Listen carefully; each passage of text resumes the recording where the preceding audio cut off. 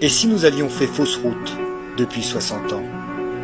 Et si donner toujours plus de place à l'État pour diriger nos vies n'était pas une bonne idée?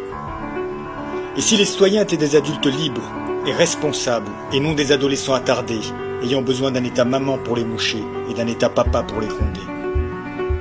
Et si multiplier le nombre d'élus et de bureaucrates pour nous ausculter, pour nous infantiliser, pour nous piller, pour nous commander, ne nous rendait pas plus prospères ou plus généreux?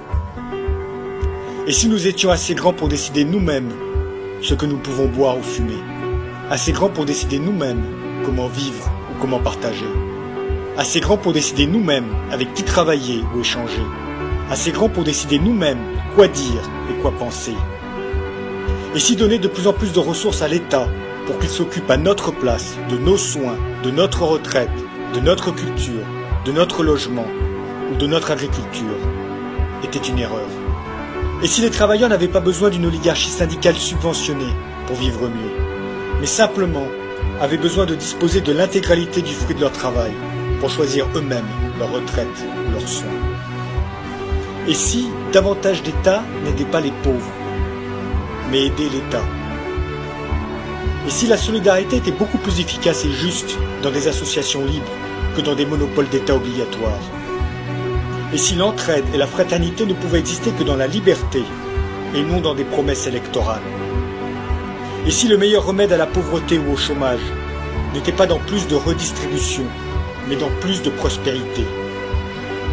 Et si la prospérité ne pouvait venir que de l'action d'individus libres et responsables, et non de la planification d'une classe politique compliquant le travail et les échanges?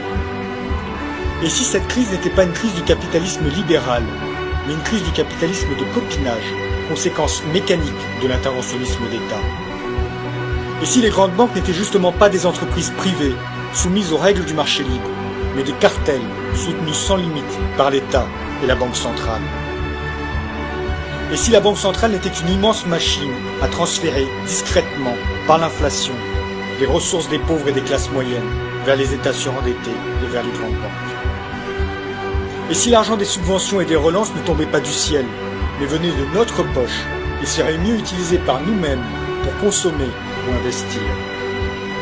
Et si le vrai libéralisme n'était pas combattu parce qu'il est injuste ou inefficace, mais parce qu'il est la seule menace pour ceux qui instrumentalisent l'État à leur profit?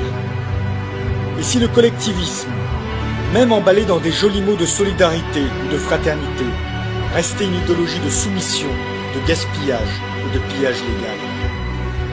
Et si en sacrifiant notre liberté et notre propriété au profit de l'État, nous n'avions rien gagné en sécurité ou en fraternité? Et si la liberté individuelle, la responsabilité individuelle et la propriété individuelle, sous le règne du droit, étaient la source de notre prospérité et le socle d'une société harmonieuse? Et si nous avions fait fausse route depuis 60 ans en négligeant chaque jour davantage ces principes fondamentaux? Et si nous avions fait fausse route depuis 60 ans?